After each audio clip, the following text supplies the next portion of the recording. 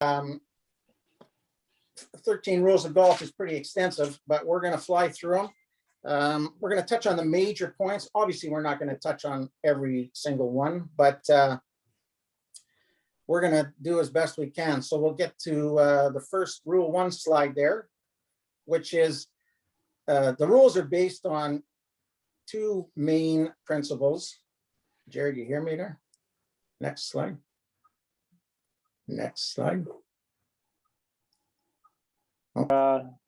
Frozen here. Yep. Okay. There we go. They're all based 2 basic principles for the rules of golf is that you play the course as you find it and you play the ball as it lies. You just think of that. And then when in doubt, when it seems unfair, you don't know how to proceed, then consult the rules or consult a rules official. The rules are really not about what's fair. It's about what is reasonable. And if you just want to hang on there for a bit, Jared, on the slide. As I mentioned, I am retired. I was a police officer when I was working. And every time I read these rules of golf, I'm reminded of policing in the sense of the Charter of Rights and Freedoms, about how we all have rights. And Section 1 talked about this, but within reasonable limits. And that's exactly what the rules say. Yep, you can do things, but within reasonable limits. It's easy for us to think we know what is reasonable, but the rules define what's reasonable. And in the charter, it says about as can be demonstrably justified. Well, that's a little tougher. And in the rules, it can be pretty hard to find out what's clearly apparent or capable of being logically proven. So we have to use some good judgment. As referees, we can have empathy for the player and the situation that they find themselves in, but we must rule objectively because we have to protect the entire field.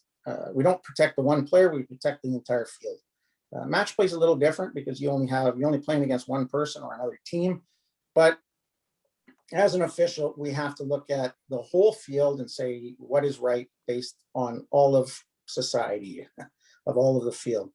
So will that be at slide 4, Jared, if that's, you see the number there. Which we talk about the spirit of the game. You are one ahead of me there. So just, yeah, hang on there. It's often said that if you want to learn something about a person's character, go play golf with them. Because you have to play with honesty and integrity, and you must apply all the penalties and be honest in all aspects of the game. You have to play in the spirit of the game. We saw that the other day at the Farmers on the Saturday with Patrick Reed, that when he felt his ball was embedded, and if you're a social media person, you just saw Twitter and everything just blow up over this about, and in reality, Patrick Reed followed the rules. He followed them to the letter of the law, so to speak. But social media, his integrity was called into question based on past behaviors or past actions. So we have to rule as officials. We rule based on the facts that are presented in front of us, not based on prejudices someone may have on someone else or something that happened before. If we go to the next slide, we must show considerations. We're acting with integrity. We show considerations to all others by playing in a prompt place, looking out for the safety, not distracting play of another player. I mean, I think that goes without saying. If we go to the next slide, we must take care of the course, for example. I mean, this is common sense, but when you get mad and you drive your wedge into the ground and leave an impression there, we're not caring for the course. We're not caring for our fellow player. So I think that here we have to look after the people around us. I chuckle it. I took a buddy out to play at Elmhurst one day. Once I did this, as he walked out of the bunker, not raking his footprints, and I commented about that. And he says, "Well, they have people for that." And so that was the last time I did that. We go on to the next slide, which is a video, and we're going to see how well the video works with all these people here.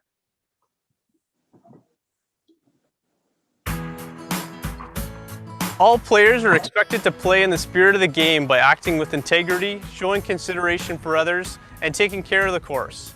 Under the modernized rules, a committee may now adopt a code of conduct that sets standards for how players should conduct themselves and may set penalties less than disqualification for a player's breach of those standards, such as a one-stroke penalty or a two-stroke penalty or loss of hole penalty in match play.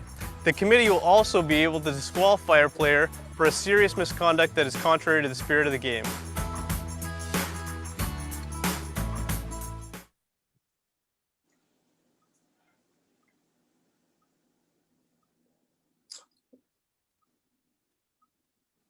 So we're playing in the spirit of the game. We have to allow the players to have some reasonable judgment. They have to make decisions. They have to make decisions on where they're going to drop. They have to estimate locations. We have to give them some benefit of the doubt as to what they're doing as they're doing it. I think that if we use the Patrick Reed example, if we don't look at his past practice or our prejudices we may have had towards him, he did exactly what the rules asked of him. He felt the ball was embedded. He actually mentioned to his playing partners that he was going to take a look, even though the rules don't require him to do that anymore. He used his judgment. He called over an official. The official used their judgment, and it was accepted. So really, Patrick Reed did what the official told him to do. And ultimately, a video came up which said that this ball bounced, and there was some question as to whether this ball was embedded because of that bounce. And we're talking physics now, but regardless, he did everything he was asked to do. And there was nothing prior to that video coming up that would suggest he did anything wrong. So as long as you're acting with reasonable judgment and there's nothing to suggest you did anything wrong prior to, then you should be okay, even if a video comes up later on. You can go to the next slide there, Garrett. Think of Rory McIlroy, who did at the time was believed to have done exactly the same thing. His ball bounced, he believed it to be embedded. He took a procedure based on an embedded ball rule, which entitles you to a club length. But later on, it was found out that a spectator stepped on his ball, which created that embeddedness. So if someone else steps on his ball, then he has to replace it in the spot in which it was embedded. So here, Rory got an extra club length, which normally he wouldn't be entitled to, but he used reasonable judgment to do what it was he did, which is fair. Granted, in the Rory, it didn't come out for the next day, so the competition was closed, but that's another factor. I think that as long as we use reasonable judgment, we give the player the benefit of the doubt. You can go to the next video there, Jared, 11.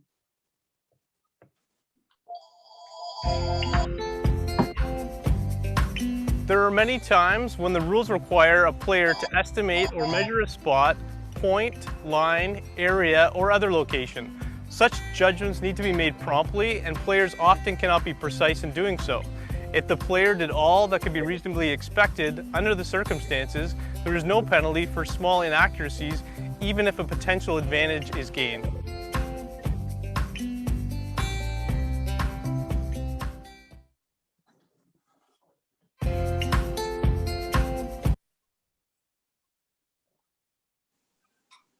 As Jared gets to, oh, there we are. I just want to point out, and obviously I don't know everybody's knowledge level out there. Under Rule 1, we talk about the penalties, and it's that there is a one-stroke penalty, which is for where a player gains an advantage, but it's minor. A two-stroke penalty, or it's called the general penalty, which is an advantage which is more significant. And then there's a disqualification, which is when an advantage is just too significant for a score to be even considered valid. So I'm going to talk about that as I go throughout, but I just wanted to point that out. We're going to talk about Rule 2 now, which is, you can go to the next slide. Basically, the golf course, and you really need to know where on this golf course where your ball lies, because it affects what your next move or how you get relief. So there are 5 defined areas of the golf course, and they affect your players' options. You can go to the next slide. They're numbered, or we number them as, if you think of it, it's made up of 5 areas. You can go to the next bullet there. So you've got 5 areas on the golf course. Everything within the boundaries of the golf course is called the general area. It covers most of the golf course. It's where you play most of your golf shots. It's the fairway, it's the rough, it's the trees. It's everywhere within the boundaries of the golf course except the other 4. So I don't want this to sound confusing. You got 5 spots. The one is the general area, makes up the entire golf course, except the other 4 areas, which are called specific areas. So if you go to the next, hang on.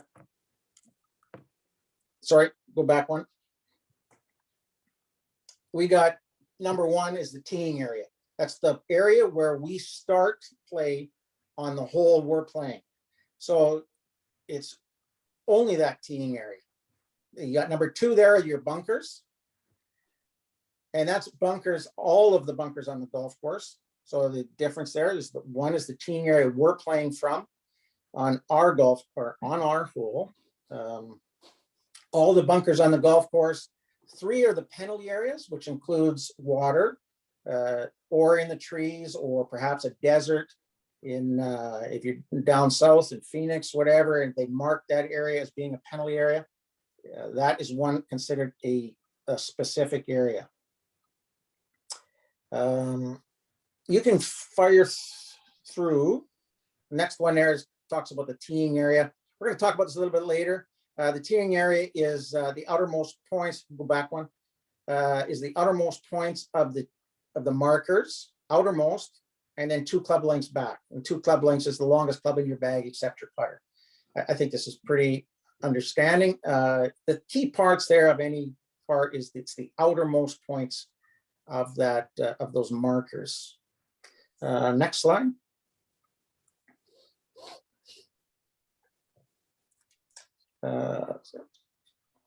So if you're playing let's say you're playing the back set of tees and you dribble it down to the forward set of tees, that forward set of tees is not your tee you're playing from, therefore it's part of the general area and you play it as such.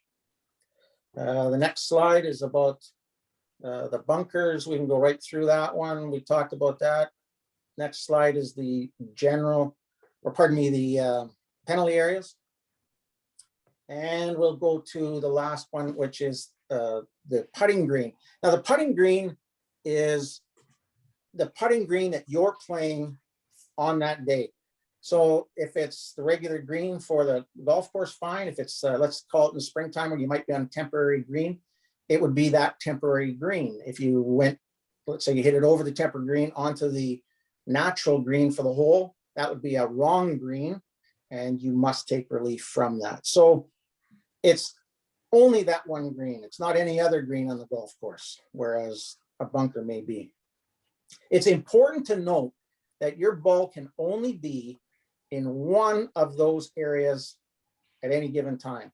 So if it's touching 2 areas, for example, if it's touching the general area and one of those 4 specific areas, then the rules state it's in one of those specific areas. So you're in your ball's on the fairway and it's partially touching the bunker and it's partially on the grass.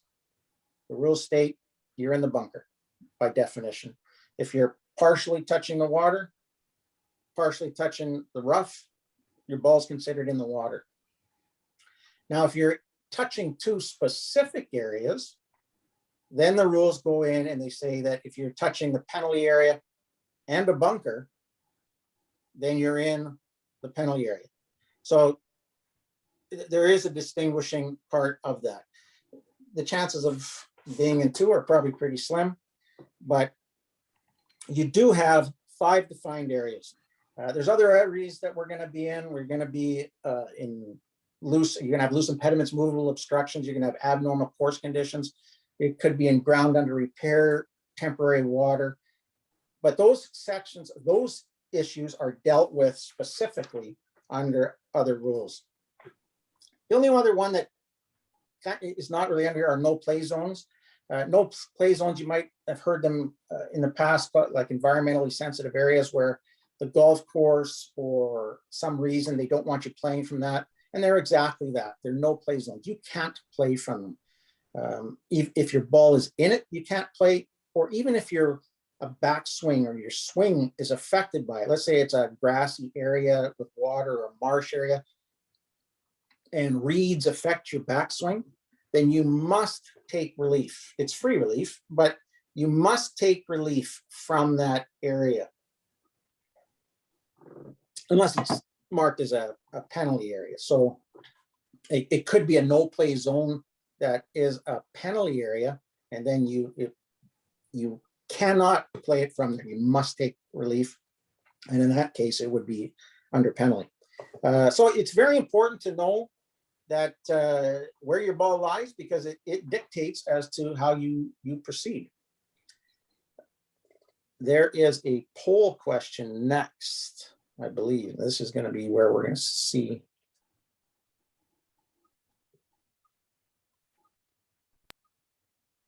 We're testing our technologically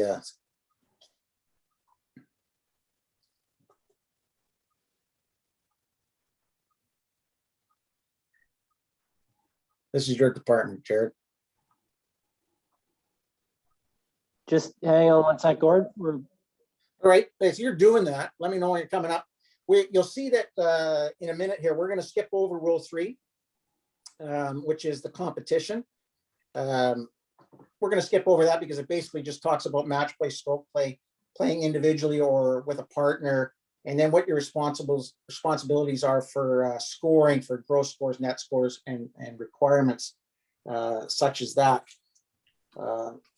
More for how we run a tournament. It certainly isn't all that, but we are going to skip over that for tonight. So we're going to move into Rule 4, and I'll let. How are we doing, Jared? No good, Gord. Okay, let's go to 4. Slide 21.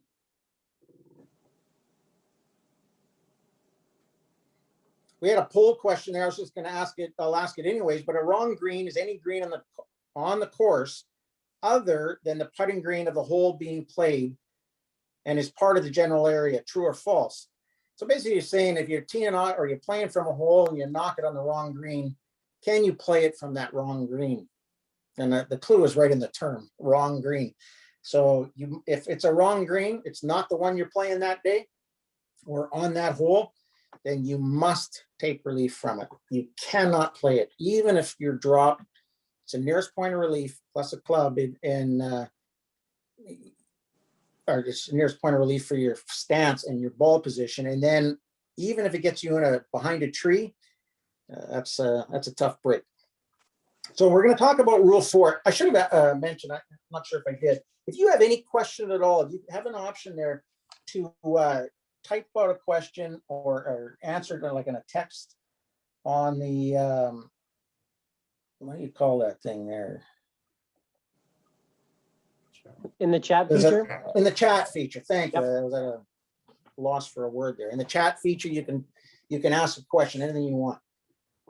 So Rule 4, this is where we talk about the equipment you use during your round, what you can and cannot do or use with your equipment, any restrictions on your equipment that might give you some artificial help of any sort. On the definition, it talks about anything that's used, worn, held, or carried by the player or the player's caddy. Gord, can I jump in for a second? I have Sure. a question regarding the last bit. How do you take relief from the wrong green? You find your nearest point of relief, and that relief means for your ball position and your feet. It used to be only your ball position, but and that nearest point of relief And then you would drop in that position there. Does that make sense? Don is going to explain about creating your relief area. Ruth, if And, you want to unmute for a second, you can carry on with the question. If I want to unmute, No, the person who asked, because there was a follow-up. oh, okay. Can we just, I don't mean to shut that down, but if we could get you to type that out, like do a text there, would Yeah. that help? So she was also asking if there's any penalty. No, sorry, I'm sorry. That's a free relief off a wrong putting green. I missed that part. Okay, thank you. Okay, we are on slide 22. So the key words here are carried by the player. So for example, a rake is not equipment unless you're carrying that rake. Then it becomes your equipment. If someone else is carrying something for you, for example, we see it often in our junior tournaments where mom or dad will be walking on the side of the fairway and they'll have a bag lunch or they'll have an umbrella of the kid. That is not their equipment if it's carried by someone else. If you're sharing a power cart, that cart becomes your equipment when you're driving it or you last moved it or it's your ball that's in play. It's not a huge factor anymore about the cart, but it certainly was when you used to hit your own equipment. But it's about what you carry. So a little different if your mom or dad is out there carrying and they've got a couple of their clubs with them. Because in the next slide, we'll show that you're entitled to 14 clubs. But if you've got 14 and your mom or dad is carrying 2 other ones, well, that is in addition to your 14 number. So you're entitled to 14 clubs, as the slide suggests here. You can never have more than 14. You can start with less and you can add, but only up to the total of 14. So let's say you're on the range and you're hitting balls and you leaned a couple of wedges up against the pole on your range and you're called to the tee and you run and you forget those 2 wedges there. So you're starting with 12, but you call the pro shop, have them run out to the range, grab your 2 wedges, no problem to put them back in your bag to your total of 14. But let's say you were trying out wedges and you had 4 leaning up the pole. You had 12 clubs in your bag and you call the pro shop and say, could you grab my wedges? I forgot them on the pole. Now they bring all 4 wedges and now your total is 16. So now you have too many clubs in your bag. You inadvertently throw them in there, don't even think about it. You play a couple of holes and you go, holy mackerel, I got 16 clubs in my bag. So now you've got a problem. That you've got too many clubs in your bag, you're going to be penalized. Your penalty is the general penalty of 2 strokes for each hole that you played with it to a maximum of 4. You can only be penalized 4 strokes for 2 holes. But here's a little different thing is that if you start with 15 clubs in your bag, you realize I got too many. Well, now you can take out any club you want to bring it down to 14. But if you add clubs over and above, those clubs you added to get you over your 14, those are the only ones that can be taken out. So those 2 extra wedges are going to have to, you don't get to choose which ones. You have to take the ones that were added afterwards. So you get a 2-stroke penalty in stroke play. In match play, it's a little different in that normally in match play, it's considered loss of hole penalty, but this is a little different in this one. It's called a match adjustment penalty. So this is one of those unique, this is a good trivia question for when you're with your playing buddies, that you could actually, you're playing a match, you lose the first 2 holes, so you're 2 down after 2. You look in your bag, realize you got too many clubs. Deborah, Yeah. And so I'm coming in. Okay. if I'll just add another reminder there, if you can turn your volume off or your mute button there. So here you've lost the first hole, find out you got too many clubs, play 2 holes, and now you can be down 4 and you've only played 2 holes because it's a match adjustment penalty. You already lost the first 2 holes, but you're penalized 2 holes. So you're 4 down and you've only played 2 holes. That's a tough one. Can't borrow clubs, unlike the umbrella being carried by mom. If you have an extra one, In the last couple days. it does count in your You fort. don't know? Somebody, just a friendly reminder, could you find your microphone and turn it off? Who's ever we can hear there. If we go to the next slide, which, yeah, 24.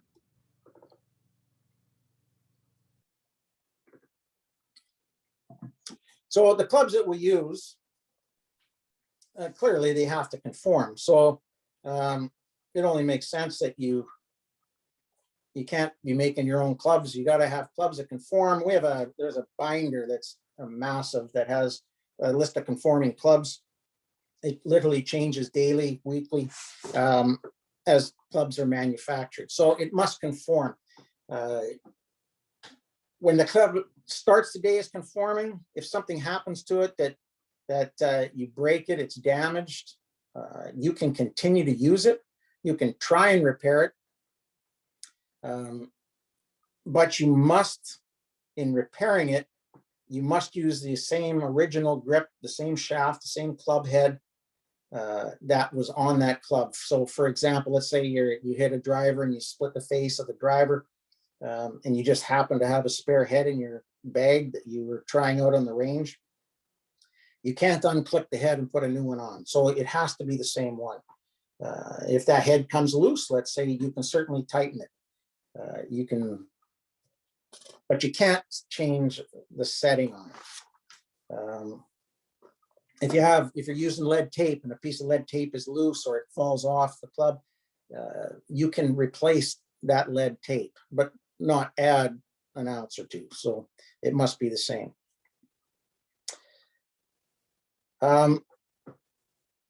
The conforming part, let's say in anger, you're putting, and in anger you smash your putter, and you got a 32-inch putter, you snap it exactly in half, you got 2 16-inch pieces. Even though a club must be 18 inches long to be conforming, you broke it in half, you started it as conforming, now it's 16 inches, it's still considered conforming for the remainder part of that round. So you could use the broken part of that putter and finish off your round. The key factor there is that if you were playing in a tournament of stroke play after 18 holes, and if you're going into a playoff, you would not be entitled to use that putter because it's considered another round. In match play, it's an extension of the stipulated round. Therefore, you could continue to play with it, but I'm going to bet that the odds of that are not going to happen. So I can't ask it. If you have any questions, again, type it. It's odd doing this on Zoom, where normally I'd be asking if you have any questions. Slide. Yeah. I mentioned this already, so we can move on. I think the next one is a video.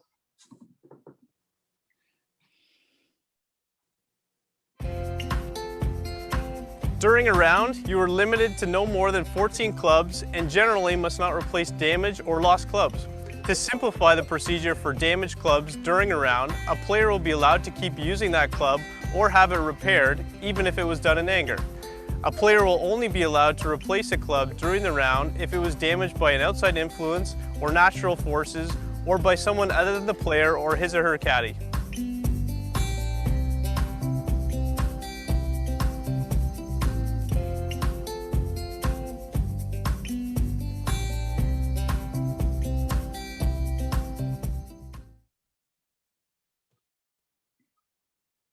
Hey, we're going to talk about golf balls now under the same 4.2. I think it only makes sense that your ball is the same as your clubs. It must conform. Again, as there's a list of conforming golf balls as well. You definitely should be putting an identifying mark on your ball to distinguish your ball from someone else's ball. We'll talk about that in a bit, but it must be conforming. You cannot change the conforming characteristics of it by scuffing it, heating it, applying some kind of a substance to the ball. If you think the ball has been cut or cracked, you can certainly check it, but there is a procedure and you must first mark it. And always a good idea to announce to your competitors you're playing with, or if you're playing match play, your opponent.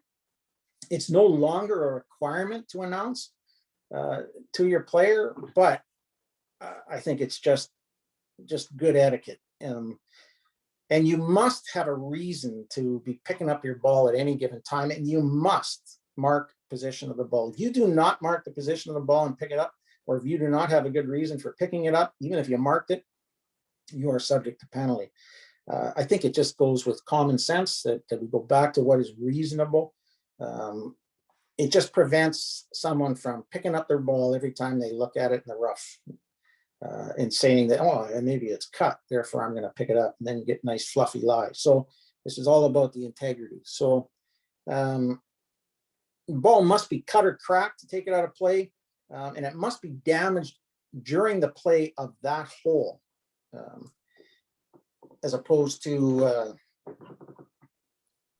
you cut your ball on, let's say, on the fourth hole, you whack it off a cart path, you finish play of the hole. On the fifth hole, you hit a shot, you're looking at the ball flight, and you're kind of questioning it. Man, that must be weird. So you tell your competitor that you're playing with, and I'm going to check my ball because, man, when it went off that cart path, I think it's damaged. You're not entitled to replace that ball if it's cut or damaged because it happened on the previous hole. So you would have to finish the hole out with what might be cut or cracked, and then you can certainly replace that ball. Just in that video, or on the picture you see there with the title is the practice balls, it always comes up, can we play with a practice ball or a range ball or an X-out ball or ones that are marked refurbished? It really depends on whether you're playing in a tournament that a committee has adopted the list of conforming balls. A practice ball, like in that video, is really, that practice is nothing more than a logo you'd see, like some company logo. So those are certainly permitted. But an X-out ball or a refurbished ball would not meet the list of conforming balls. So I think there's another video, Jarrett, coming up.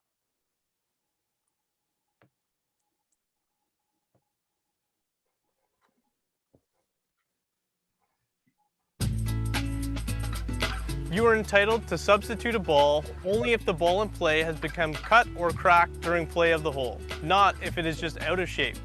You are no longer required to announce the intention to lift to another person or to give that person a chance to observe the process or examine the ball.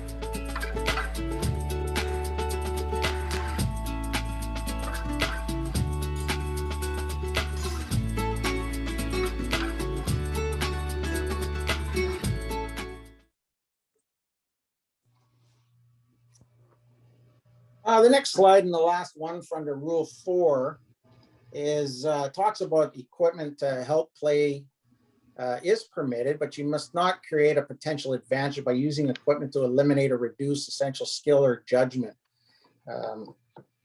or use equipment in an abnormal way. And what we're talking about here is that, like using alignment sticks, you certainly can use them on the driving range. But you can't use that equipment during the game to eliminate or help you or eliminate the skill of being able to align yourself on your own. Using equipment in an abnormal way, you might see someone joking and using their putter, the butt end, as a pool cue or something to that effect. We can use range finders, but not the slope feature. If it's permitted in a tournament. I mean, Golf Manitoba events, we allow range finders, but we do not permit using the slope feature. You often see on the PGA Tour, the green reading books. as much as I would love to see them not being used, they are permitted, but there are limitations to them about the size they can be and the scale of the drawings. So there are limitations put on them. Stretching devices, you can certainly use devices to stretch, such as rubber tubing, or you could use an alignment rod to stretch, but you can't use that alignment rod or a section of pipe or one of those, the orange whips you put in your bag to help you swing. You could use it to stretch, but you can't use it as part of a swing aid. So same as one of those weighted donuts you put around your driver. No problem to use prior to playing, but not during play, because it allows you, it gives you an artificial aid. So Question came in. Yes. so think of when you've got a delay between holes, there's a hold up on a tee. You've got that orange whip in your bag. It's not a problem to carry it in your bag, but you've been sitting there for a while. Now you pull it out and take a few swings with it to loosen up now, because you're stiff, and now you're subject to penalty. So you can accomplish the same task by just grabbing a couple of clubs and swinging those. So leave that orange whip in the bag. You do it, it's 2-stroke penalty for your first breach. You do it a second time, and it would be disqualification in tournament play. So stretch with it. Gord, I have a question here. Okay. What is the reason behind allowing a ball to be replaced if cut, but not if out of shape? Both conditions affect its flight. Yeah, the old rules prior to 2019, it was kept. The standard was cut, cracked, or out of shape. Now it's just cut or cracked. I honestly don't know why they eliminated the out of shape, other than that you don't see a lot of balls out of shape anymore. Not like the old Bellata days. I honestly don't have an answer for that. When I took my training with Don, we went out to, for the new rules, we went out to Glen Abbey, and they had some of the guys were actually at the presentation that wrote the rules. And it was interesting that they gave the reasoning for why rules were changed. But that one, I don't recall. I don't know, Don, have you got your ears on there? Maybe you have a... Yeah, I think it's that if it's cut or cracked, it's objective evidence. Out of shape, I think it would be hard to determine if it is in fact out of shape. So I think it's just trying to simplify it, and question of whether it does affect ball flight. You can change it at the end of the hole anyway. So I think it's to avoid disputes as to whether a ball is out of shape. I remember remember you had the ball gauge thing. You had to slide the ball through the round hole. Anyway. There's another question too. Okay. Can you hit the ball with the back of the club head if the ball is up against a tree? Yes, you certainly can. The rules do not distinguish whether or which side of the club face or how you hit it. You could hit it off the toe, the back, the front. The only stipulation would be the type of club, like the 2-sided chippers that you might have seen. Those are not permitted. They're not a conforming club, but you certainly can hit it on the backside or turn it over, hit it off the toe. Like I'm right-handed, to hit it left-handed. Yeah, that is certainly permitted. I have another one here for you also. Okay. If a ball is in an environment area if ball in an environment area is not a penalty, can the course demand it be a penalty stroke? If the no play zone is not a penalty zone, then you cannot play from there. If you played from it, then you would be subject to penalty. But like you wouldn't get a penalty for the ball landing in it. For example, a garden, a flower garden, where the golf course has decided that beautiful garden they have, like for example, the front of Glendale, they've got that beautiful garden there, and for some reason you hit it in there and they create that as a no play zone. There's no penalty for the ball landing in it because it's not a no play, or it's not a penalty area, but you would be penalized for going in there and trying to whack it out of the petunias. So the golf course cannot demand a penalty. The rules of golf demands a penalty, and if it's not marked as such, as a penalty area, then no, there'd be no penalty for it. Jim made a comment. It is virtually impossible for a ball to be out of shape, but it is also difficult to tell if a ball is out of shape.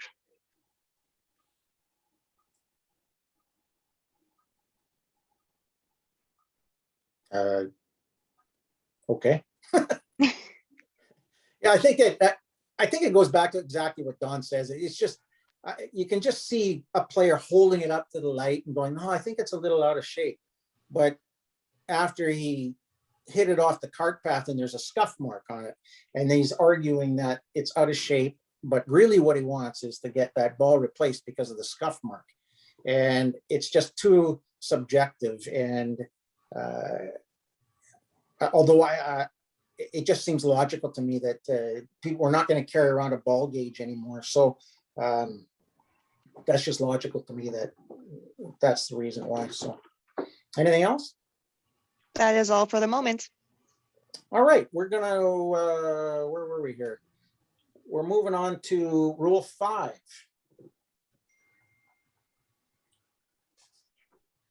So Rule 5 is, this is where we're talking about playing the round. It's how to play the round, when to start the round, playing continuously, how long you get to play a shot, where you can practice. For example, in match play, you can practice on the golf course prior to your match. Stroke play, you can't. And what do we do when we have, if we have to stop play for weather problem like lightning, and then how we will resume play. So in this slide 5.5, talks about there's no practice strokes while playing a hole. There's no practice strokes from a bunker. And the key word there is stroke. It's not practice swings, it's practice strokes. And a stroke is when you're taking that swing at the ball. So with an intent to move it. It's the forward movement of a club made to strike the ball with some intent. And a practice swing is not a stroke. So you can take all the practice swings you want, but you can't take a practice stroke while playing a hole. You can't do it in a bunker. But once you're done playing that hole, you may practice putting or chipping on or near the putting green you just finished playing, or any practice green, or the tee of the next hole, as long as you don't delay play. There's nothing more annoying to be sitting on a fairway waiting for somebody who goes, I shouldn't have missed that, putt. And so they want to practice it. So, and which delays play. It's certainly, you're entitled to do it. Unless, for example, Golf Manitoba events, we have a local rule as part of our condition of the competition that you're not allowed to practice. So same on the PGA Tour. It's often misinterpreted. People say you can't practice in stroke play, but you can do it in match play. That's only because we see it on TV so often that they have a local rule that doesn't permit it. So you certainly are entitled to do it. I've mentioned this in the past. I played this golf course called Berkeley Hall in South Carolina. The tees were so short, they were cut to putting green length, and they had a cup in the back of the tee. So if you're waiting on the group ahead of you to tee off, you could practice your putting. They had a cup on the tee. It was amazing. Anyway, next slide. So just a couple of quick things on promoting faster pace of play. This is something new in 2019 that under the new rules, they talked about this, that they're trying to improve pace of play.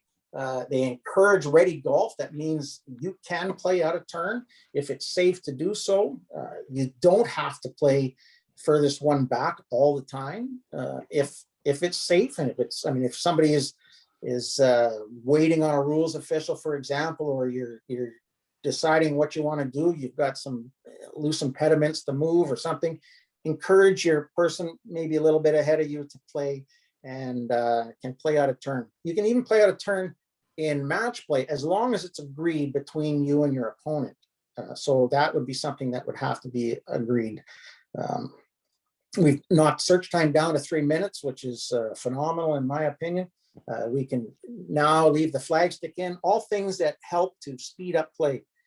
We've also got optional local rules for stroke and distance that under a local rule can allow you to drop where your ball may have gone out of bounds or where you might have lost it.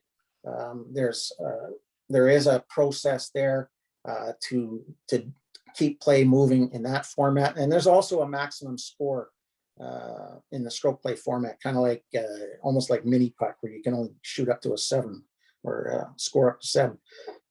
And under 5.6 of the rules here, it talks about you get 40 seconds and no more to put a ball into play. So when you're out there, time yourself and see how long it takes you. If you're getting up to that 30, 35 seconds, you're starting to get to the limit. So 40 seconds. And it's all about the group in front of you. Keep up to the group in front of you. Really doesn't matter where the group is behind you. If there are 2 holes behind you, it doesn't matter. You keep up to the group in front of you. The next slide. I have a question. Okay. Can you elaborate further on the optional stroke and distance for OB? Sure. It's quite extensive. It's model local rule E5. If you really feel the need to look it up, it does. It's pretty extensive and maybe a little too tough to explain verbally, but I'll give it a try quickly. If you hit a ball out of bounds and you have a pretty good idea where it went, you can take that point of where it went out of bounds and equidistant from the flag to the fairway, figure a point at that point. For the sake of argument, let's call it 100 yards is where your ball went out of bounds from the flag to where it went out of bounds is 100 yards. So go out 100 yards onto the fairway, and that's your reference point. And you get 2 club lengths into the fairway, and that area, it creates a funnel from the flag back. You can drop anywhere in that area. Oh, look at that. So that's actually for a lost ball. So if you've got the lost ball at point A, you go on to the closest point of your fairway, equidistant from that flag, and everywhere 2 club lengths on the left side of A or 2 club lengths on the right side of B, everywhere in that tan colored area is your relief area. You can drop anywhere you want in there, which is pretty generous. And the same thing if you can find the other diagram there. So it would be the next one. So there on, they put it out of bounds on the right side at point A. Let's call it 50 yards. You go out 50 yards to point B. You get 2 club lengths to the left. You're on the closely mown grass or fairway height. And anywhere in that tan colored area is your drop area. And you can put that ball into play anywhere you want in there. So drop in, stay in, has to drop in that area, stay in that area. So those would be your options. It's model local rule E5 if you want to look it up. It has an excellent explanation in that section. It's not often used. It's certainly not used in competition play. It's certainly there are some men's leagues or whatever or groups that will adopt that. It certainly speeds up play without question as to having to go back and hit a second ball. So there was a comment here. Corey Oaks used to have a local rule for lost in the trees where it was only 1 stroke like a hazard. Don't go back to the tee. Yeah, and And that's, sorry, go ahead. Sorry, and then Don may note that it's model local rule E5. It will be covered in the next rule session when you deal with it. Okay. Yeah, and on the quarry one, there's a few courses that do that where they mark treed areas as a penalty area. So you treat it just like you would in the old, as a water hazard. I hate using that term, old terms, but you just proceed the same ways you would in any penalty area as if those trees were water. So, and those areas will be covered a little later on. So if we can course set up for the level of player. I think you see now that course is set up hopefully for everybody's skill level. Pace of play is certainly dictated by the length of the rough and the pin positions. They had a process or a term, play it forward. Players should play from the tees that allow for success.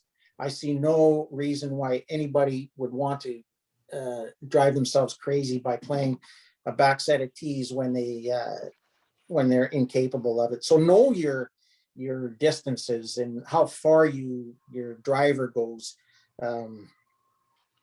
That kind of a thing. Like know your abilities. I know like their fourth hole at Southwood, where I play from the back set of tees, it's a 230-yard carry over water. And if the wind's blowing, that's like 400 yards over water, but you still see people trying it. But anyways, I think that you really got to know your game. It's certainly more enjoyable to play and not be frustrated. So the ready golfing, know your distances, do your distances while somebody else is playing, get your glove on, pick your club, line a putt, all those things. You don't have to wait till it's your turn. Continually putt on short putts. There's no reason not to now, that even if you did kick up a spike mark, the next person putting can tap it down. So yeah, there's a saw off there that you're going to walk on someone's line, somebody else has to fix it. But I don't think it's a huge issue there. So and the last comment there, placing clubs between the green and the next hole. You see it so often where someone leaves their wedge on the front of the green, but they're walking off the back to the next hole and they have to come back. So anyway, if you think in advance, you can make it a little bit quicker. So we're going to move on to Rule 6, but I do want to point out one thing. I call it my public service announcement, that if you get a stoppage of play for a weather-related incident, you might hear your club blow the horn. And so if you do hear one prolonged horn blast, that means you must stop play. That is for danger. That is an immediate suspension of play. Your club or the golf tournament has decided that lightning, tornado, whatever it is, they are making the decision to get you off the course as fast as possible. So don't be a hero and say, nah, I'm okay, I want to keep playing. You mark the position of your ball, take a photo of it, pace off to a sprinkler head where you think it is. You can leave it there, pick it up, do whatever you want, but get off the golf course. If it's a normal suspension of play for like a tournament where it's going to be because of darkness, or your greenskeeper has decided there's been too much rain, the golf course is unplayable, it's now causing damage, your clubhouse or your pro shop may get 3 horn blasts. That means you have the option to finish if you're in between tee and green. If you're between the 2 holes, like you're walking from the 6th green to the 7th tee, you must stop play, mark your position of the ball, and leave the golf course. So, and when you do resume play, let's say it was a rain delay of some sort, you go back out, find your marker. If you can't find it, maybe you paste it off to a sprinkler head or something like that, or you took a photo. If you don't know exactly where it is, you estimate and you place the ball there, and then you resume play with 2 horn blasts. So it's that one big one that's the real come on. So you hear 1 blast, get off the golf course. It's not worth getting killed over. So I think there is a video.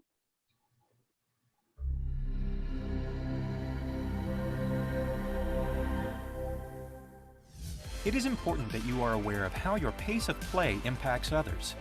The 2019 rules encourage prompt pace of play by all players, by recommending that you play promptly throughout the round, such as by preparing in advance for each stroke, moving at a good pace between strokes and between holes, and that you make a stroke in no more than 40 seconds.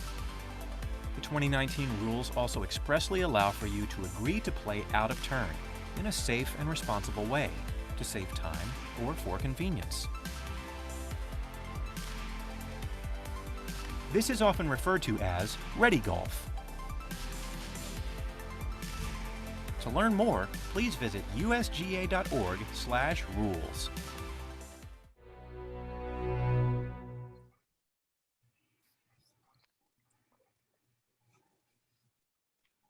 I have a question, Gord. Okay. If you have 40 seconds to play, when does the 40 seconds officially start? When you are in position and it's safe for you to play, your clock will start. If you're on the putting green, let's say you're on the tee or fairway or in that position, if you're on the putting green, your time will start after you've had an opportunity to mark and clean your ball or tap down a spike mark. Once you start into the position of lining up your ball, and that's when your clock will start. So you have some parameters under Rule 13 that allow what you can and can't do on a putting green, like tap down spike marks, repair damage, you're moving loose impediments, that kind of thing. That you would not be timed on unless you're taking an unreasonable amount of time. And again, it just goes back to reasonableness. So if you're up on that range or up on, on the tee or on the fairway, and you're that one who has to take 12 practice swings and have to put your glove on and then toss the grass up in the air and then, pull your rangefinder out and then find your battery's dead. So you got to change your battery and then have a drink of water. So that's all being timed. So that's the frustration part. 40 seconds is a ton of time. It seems fast, but that's more than enough time to get that ball into play. I don't know if anybody was watching that golf on the weekend, but I was timing that Berger on his putts. Oh my God, it was just painful as a rules official. I timed every putt was over a minute, and it was just frustrating, but he won a lot of money, so I guess it was worthwhile. So any other question? I have a couple more here. Also, the clock would start if it's your turn to play. The clock would start when it's your turn to play. Absolutely. When it's safe to play and when you're in position. So that's the key. I mean, if you're on the other side of the fairway, then no, it's when you're in position and it's safe to play. Safe to play by, obviously, you're not going to hit until the green is clear, and your clock would not start until that green is clear. So I hope that answers. There's one. Okay. There's one more. Do tournaments allow out of turn play? Yes, they do. We encourage it. That as long as it's safe to play, you can certainly play out of turn. It's not even in turn anymore. So that terminology is gone. Ready golf is there as long as it's safe to play. And you hear that chatter a lot. I've been very fortunate to caddy on the Canadian tour events, and I did one in a web.com event, and you hear the tour guys all the time chatting back and forth across fairways. I'm good to go. I'll go, or whatever. And so they're trying to keep play going. It's hard to believe when you consider how slow they are at times, but it's there. And I think that we see it a lot as rules officials, that players are chatting back and forth. I'm ready, I'll go, that kind of thing. So it is definitely not the furthest back has to play anymore. So I encourage it to play, but the key is when it's safe. So you don't want to be hitting over top of somebody's head that's moved up in front of you. So I have two more questions here. How do you get called for slow playing? How do you get called for slow play? I'm not quite sure I understand that. You would certainly, if from a rules tournament play, if we see, for us, we just went through this. I just wrote the pace of play policy for this year, which we're deciding on whether to adopt. If you walk up to a par 4 or par 5 and you see the green in front of you is open, that there's nobody there, you are out of position. And once you're out of position, an official will come up to you and say, hey, you guys are out of position, you're on the clock. And at that point, every time a player is putting a ball into play, we're timing them. And if they're over their allotted time, then they will be advised. The first time they're going to get a warning, the second they're going to get a 1-stroke penalty. They get another bad time, they're going to get 2-stroke penalty. And if they get another one, they're going to be disqualified. So we did the same last year with 40-second timings. We never had an issue. I think that once you tell someone they're out of position and they have 40 seconds, it's it self-improves. They really do hustle because nobody wants a penalty for something like that. So I think it's almost self-correcting. That certainly was my observation from last year. Is there another one there? Yes, we have a situational. So all 4 players in my group are at their ball and waiting for the green to clear. Clock for player 1 starts when the green is clear. Clock for player 2 starts when player 1 hits or when his ball stops. Player 2's time would start when they're at their ball and it's safe for them to play. So in reality, I guess that's going to be when player's ball has stopped. I can't imagine someone taking a shot while the ball is still rolling, but I guess it's possible. The rules don't want you to be hitting a moving ball. So I would say when that first ball has stopped rolling, then yeah, it's not going to come down to that detailed. We have some discretion as an official. So do you as playing. Again, I think it goes back to that first term, is that if it's reasonable, if what you're doing is reasonable, that yeah, I waited for the ball to stop rolling before I hit. Yeah, okay, that's cool. I can live with that. Any other one? Okay. No, Don's responding to him. In tournaments, any pace of play provision will be applied by an official.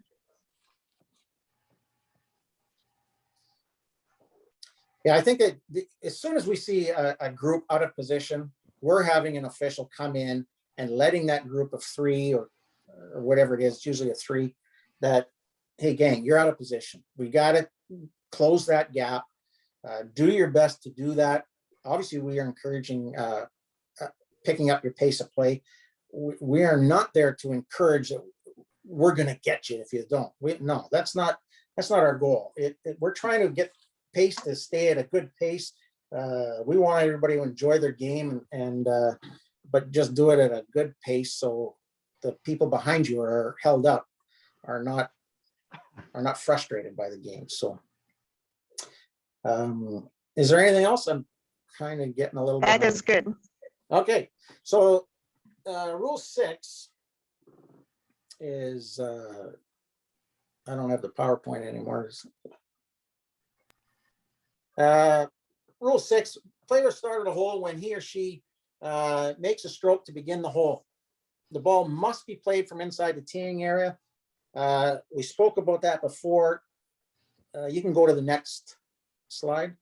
If it's played from outside the teeing area or the wrong teeing area, obviously you're subject to penalty of some sort. The keys here are in match play. If you play, you always get somebody. We all have buddies that we play with who just can't seem to tee it up 2 inches behind the marker. They want to tee it up 2 inches in front of the marker, even though they get 2 club lengths behind. But in match play, there's no penalty for doing that. Because you're only affecting the person you're playing against in a match, there's only one other, or in a team thing, 2 others, the opponent can just ignore it. That's one of the beauties of match play, is that you can ignore a rule that you see being violated. In stroke play, it's an automatic 2-stroke penalty, and the player must correct his mistake. He has to go back and play from within that penalty area. In match play, like I say, it's a little different. If I see my opponent tee it up 2 inches in front of the markers, is it really a big deal? I don't care. It's only him it's only me it affects. So, and then he tees it up and snap hooks it out of bounds. I'm not saying nothing. I mean, right on. I could care less. I can ignore it. But if he's on a par 3 and he drains it and makes a hole in one, I could ask him to replay that shot. Boy, that would be a tough one, but you could do it. But if the opponent decides he's going to do that, he immediately says, you cancel your stroke and you're going to have to replay that shot. And so he has to do that before I play my shot, and he replays his shot. So, but interesting, a little fun fact there, because he teed off from outside the teeing area, he does not have the option of re-teeing that ball. He would have to go back to where that divot is or whatever and drop in that area because he wasn't in the teeing area to start with. But in stroke play, you can re-tee in the teeing area. So next one.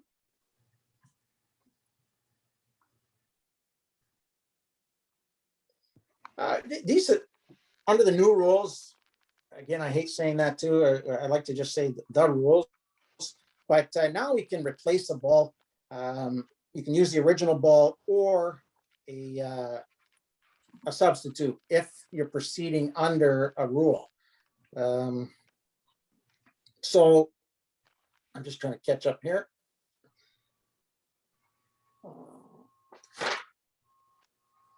So if you're proceeding under a rule, you can use the original ball or another ball.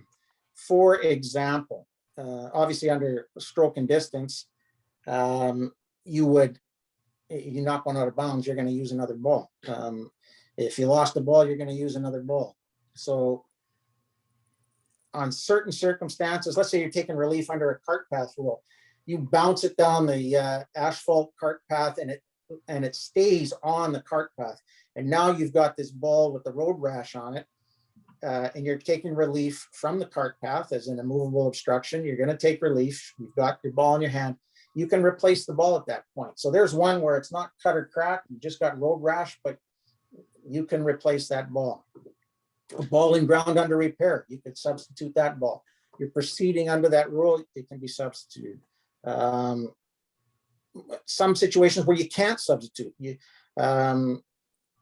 You're searching for a ball and you accidentally move your ball and you have to replace it. That you could not, you have to put the ball back to where it was. That you could not substitute a ball. Your ball is in the way of another person's shot. Let's say it's just on the fringe and somebody else wants to play from the fringe and you have to move it. That you couldn't substitute. If you lift your ball to see if it's cut or cracked, but it's not cut or cracked, that you could not substitute. Or lifting a ball for embedded, something like that, you could not substitute. So next slide. I think I covered those, so we'll go to Rule 7.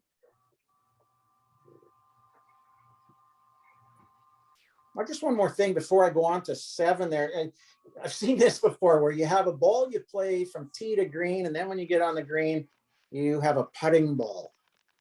Yeah, that's, you like this ball to putt with, or it's brand new, so you're going to putt with this one. Yeah, that is not permitted. Rule 7 is about searching, finding, and identifying a ball. You can certainly do that by taking, if you're fairly searching for the ball, you're taking reasonable actions. When you're searching for your ball, you may move sand or water, you can move, bend, break objects, as long as it's reasonable actions to find or identify the ball. It's when you cross that line of reasonable to unreasonable, that's when we start getting into a problem. We'll show the video and then we'll move on here.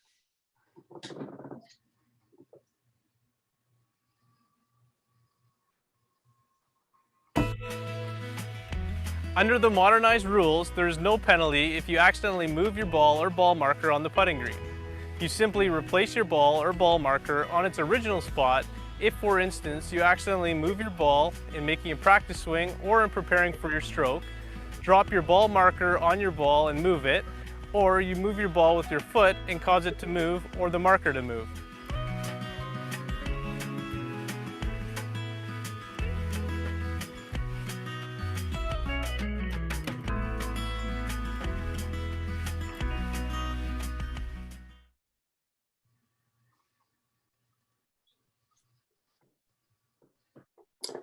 The next slide shows a bunch of golf balls there with some marks on it. And this is a key point here, is that you should always mark your golf ball to distinguish it from another golf ball. I mentioned it a little bit earlier. We're going to talk about in the next rule quickly about CATs. It's called the conditions affecting your stroke. but it also applies here in the sense of that when we're searching for a ball, you can take reasonable actions to search for your ball, but as long as you don't cross that line. So if you're searching in tall grass, you can certainly sweep that grass to look for your ball, but to stomp it down and flatten it out, that would draw the line. I mean, you're not, that's not fair. Removing anything growing to search for that ball, breaking tree branches to gain access to the ball when you could have easily gained access in another fashion. Those are where we would be crossing the line. So when you're looking for that ball, you have to be able to distinguish your ball from any other ball, which is why you mark it. Put a dot on it, put your initials on it, have some form of identifying mark. If you hit a ball into the trees and you find the same brand, model, number, and condition, and there's two of them right beside each other, identical balls, you cannot pick one and say it's yours. Unless you have some form of identifying mark on it, your ball is lost, even if it's one of those two, but you can't identify it. So just put a dot on it. This is just, if we typically pull that, you buy a sleeve of balls, you got a sleeve of Titleist Pro V1s, number one, and they're all number ones in the same sleeve. And you pump 3 into the bush in exactly the same spot, and you go into that bush and you find all 3. You're going to have to play, you pick one of them, but it's going to be your third ball off the tee because you don't know which one is which. So it's just so easy to mark it. My personal thing, I color my logos I play Titleist, I color the logo, and then I put 1 dot, and that's the ball I start with. And if I have to hit a provisional, it's got 2 dots on it, but I never mark 3 dots because that's way too depressing. So it's always 1 or 2. If you're looking for your ball, you're searching and you're not sure if it's yours, you certainly can lift to identify it, but you first must mark the position. Always a good idea to announce to your players what you're doing. And you're not required to, but it's good etiquette. And you cannot clean that ball to identify it.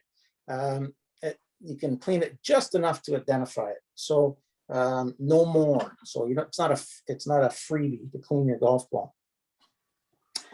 We'll move on to 8, and this is my last section. I'm going to fly through.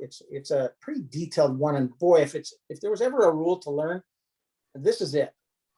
This is by far the most to me the most important rule. It's all based on play the courses you find it in. You can go to or there's the cats are up. We call it cats. It's the conditions affecting the stroke, and it all deals with the lie of the player's ball at rest, the area of your intended stance, where you're going to stand, what your swing is going to be like, where you're playing the ball, the line of play, or the relief area where you're going to drop. Next slide. And this rule, it restricts what you can and can't do in those areas. So you cannot improve the lie of the ball at rest, the area of your intended stance, the area of your intended swing, or the line of play. So we see it all the time where you're in tall fest. At Southwood, we got the tall grass in the rough areas where you start doing the dance and kicking grass back or stomping it down. You found your ball, but you do not want to swing through 2 feet of grass. You cannot step down behind the ball or improve your area. You can't, on the next picture, if you want to bring it up, Jared, where that plant is, he takes the left leg and swings it around to pull that back, to drag it back. You don't want to try that on the cholla there, but you can't improve that area. You cannot back into a tree branch to make it a great spot. If that's the only way you can get in there, then fine. But there's this misconception that as long as you back into a tree branch, then it's okay. But if there's a less intrusive method to get in there by coming in the other way behind that branch, and the branch doesn't even move, then that's the route you must take. You just don't get the best way. It's the least intrusive way. So grabbing branches and bending them around and weaving them and stuff is not permitted. The next slide shows a really unfortunate thing where you come up to that, your ball is kind of tucked underneath a divot, but that divot is still attached. Can you move that piece of grass? And it seemed logical you could, but if it's on your line of play, then no, you couldn't do it because you'd be improving your line of play. Let's watch the video and see if it touches on some of those points.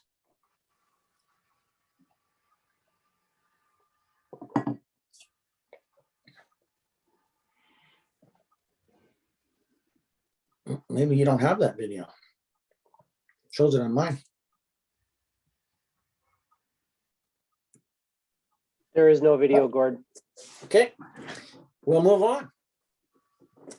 This one's here about actions that are allowed, fairly searching for your ball. You can click through, there's about 3 bullets there, so we can get them up.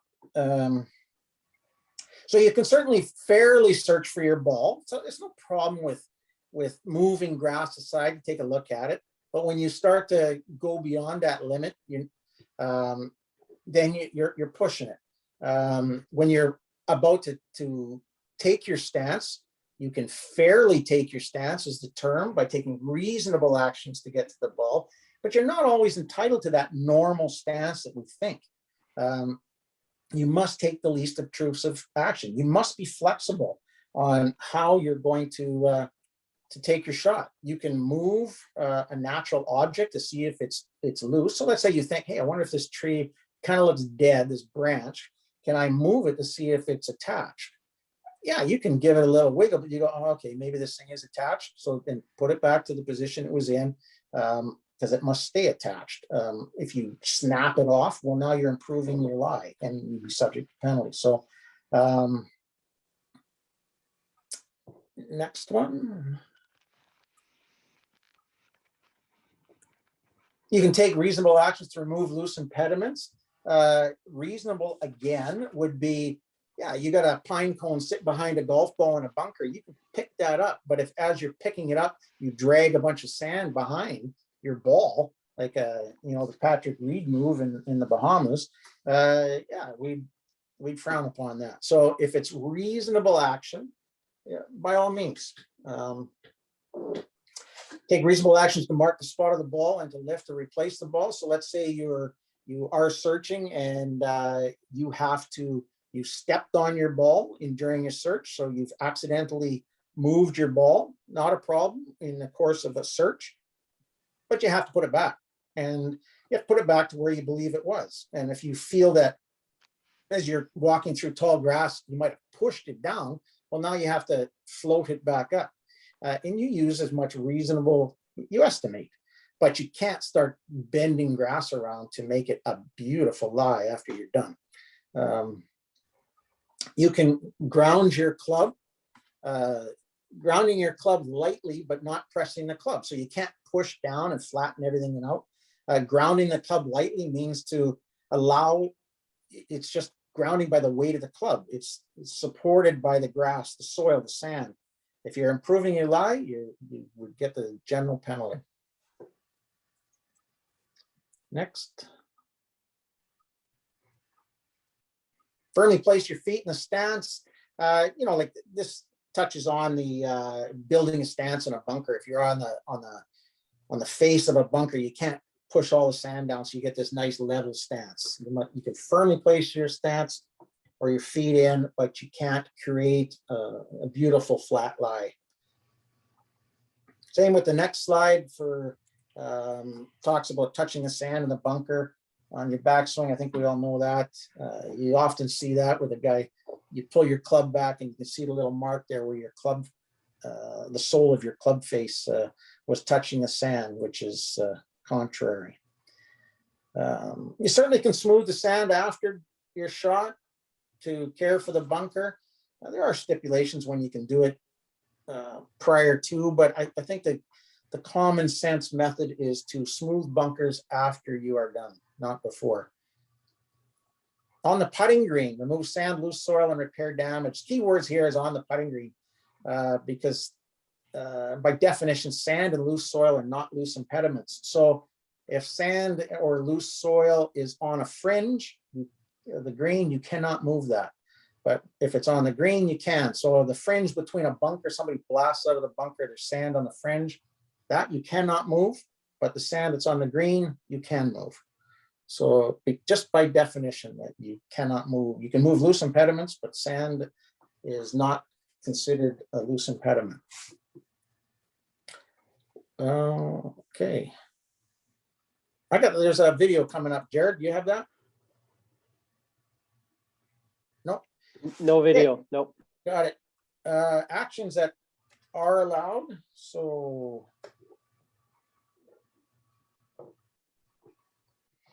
this talks about in the teeing area that you can place the tee in the ground, you can move. So it's kind of contrary to everywhere else where you cannot affect the ground. You can't move, bend, break, or anything anywhere else, but you can do it on the tee. And alter the surface of the ground, remove or press down sand, soil, or remove dew, frost, or water. So on the tee, you can put your ball on a tee and step down on the grass behind your ball. That's the only place you can do that is on a tee, on the teeing area, sorry. Not out on the fairway, not in the rough. Avoiding penalty by restoring conditions. This is, there's 5 factors under 5 actions that are not allowed, except in limited ways. The first 2 are the 8.1, 1 and 2. Those are correctable. So if you, the other 3 are not. If you go to the next slide, so basically on the first 2, if you move, bend, break, like a tree branch, you bend it, you decide, if I just move this behind me, I can get a better shot. And then you go, oh yeah, okay, I remember taking this rules seminar, I can't do that. Now you can put back and put it back to where it was, and you wouldn't be subject to penalty. Same with removing a loose impediment or a movable obstruction. Let's say you're on the tee and you say, you know what, I don't like where this tee marker is, I'm going to move it over here. You do that and you go, okay, I remember I can't do that. You put it back, not a problem for those first 2 sections of that rule. But the last 3, you cannot correct your mistake. So, here's another example. So let's say you're up a boundary stake, you cannot move. A penalty area stake, like a water hazard stake, it's in your way for your shot, that you can remove, but not a boundary stake. They cannot be removed. So you realize that you pull out the white stake mark in the boundary, I can't do that. You can put it back and not be penalized. Let's say it was leaning and you straightened it up and then you realize, okay, I can't do that. Or your opponent says you can't do that. So you put it back to its original position, not a problem. But by straightening it up, let's say that stake, you snap it in half. And you say, well, okay, I don't have the post is broken now, but I'll stick a tree branch in. That you can't do. So, or you can't grab your roll of duct tape out of your bag and tape it back up. So again, it's what's reasonable. So if we go to the next slide there, how to restore those last few, you can't restore the conditions and avoid a penalty. If you fix a divot, you fix a pitch mark beside the green, or you start pressing down loose soil, you can't get it back to the original spot, even if you attempt to and can't. These 3 provisions are not permissible to avoid a penalty. I think I talked about this. Yeah, I've already talked about that one. And if you're in a position where you create a worse condition for yourself, then you have to accept it. If the conditions are worsened by someone else, or an animal or an artificial object, that can be restored. You're entitled to the lie that you got when you, let's say you hit a ball, you're just short of the fringe, or pardon me, you're just on the fringe, and your playing partner hits his shot, does exactly the same thing, puts a pitch mark between your ball and the green, right in your line of play. you're entitled to the lie you had prior to that shot, so you could fix that pitch mark. So it was worsened by some other person, or a deer runs in front and puts a big hoof mark right in front of your ball in the fairway. You could restore. So you're entitled to the lie you had before. That is my 8. And wow, Don, you have 1 minute to do the rest. Yeah, that is going to be a challenge with 5 rules. I think that we'll pick this up at the next public session, which is April 13th. I'll just mention this rule 9.2, deciding whether ball moved or what caused the ball to move. If you were watching the golf this weekend, there were 2 situations where this occurred, both with players in contention. Maverick McNeely and Russell Knox had situations where there was a question whether the ball moved and what caused the ball to move. And as Gord has covered already, the known or virtually certain standard is the standard that is applied. First of all, you have to determine if the ball moved, and then what caused the ball to move. If the ball has moved, then depending on what caused it to move, determines whether there's a penalty and whether the ball has to be replaced. Whether a ball is moved, if you are not certain or virtually certain, and virtually certain is 95% plus, then the ball is not treated as moved. And with the relaxed rules from 2019, that's part of it. If you can't tell whether a ball has moved, clearly you're not gaining any advantage. There's the benefit of the doubt there. But if it has moved even a small distance, vertically, horizontally, then the question is what caused it to move.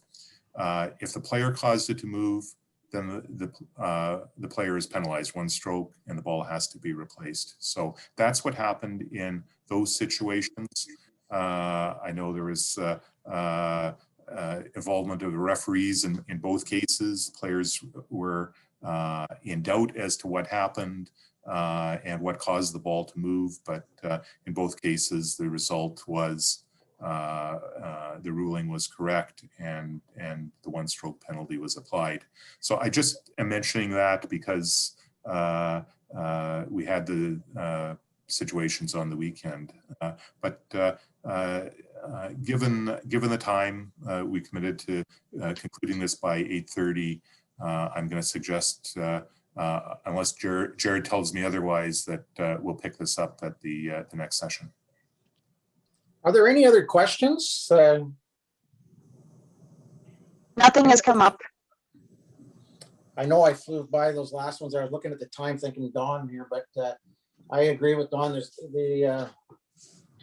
It only makes sense to roll that over to the next session. So, because now we're getting into the meat of it. So it starts to get a little meaty at 8 and then and gets even heavier going on. So if there are no other questions, or feel free to jump on unmute if you want, instead of typing, but I have a question, Sandra Penny. I just, at our golf course in the Riding Mountain National Park at Clear Lake, we have riparian areas that the national park decides that they have to be there. And sometimes they are right below the tee box and the grass is long. And as it stands now, I am the sports captain this year, and I will find out if it's a designated no play zone, because I don't know if it is. And we've been taking a stroke penalty if we happen to lift our head and dribble it off the tee. And so I just wondered that I heard you say, isn't the golf courses that decides, it's Golf Manitoba that decides? I may have misspoke there, or certainly the golf course would decide, like, for example, like your third hole there, I think that's the par 3. So, am I correct? That's the par 3? One, yeah, Yeah. so The one if I you, had in mind was 8. 8. It's a, Yep. and it's got a riparian area down there too. And 3, yeah. Yeah, so if, let's say Sandra 3, Penny. let's say 3, I mean, if you mark that area all, Clicker. yeah, you would have to mark it a But her penalty pairing area, areas, mark it as a no play zone. Somehow you'd have to distinguish that as a no play zone. You don't want players going down there. No, and So- it's dangerous. Right. And it's on the left-hand side of the 18th hole. There's a riparian area, and what they did last year is that they at least whippersnipped it shorter, so that it was very, very dangerous. And we have, we want it to be a game that you can play for, a long time in your life and not be in danger. Right. I think you'd have no problem there putting it in as a model local rule that, or define it as a no play zone and post that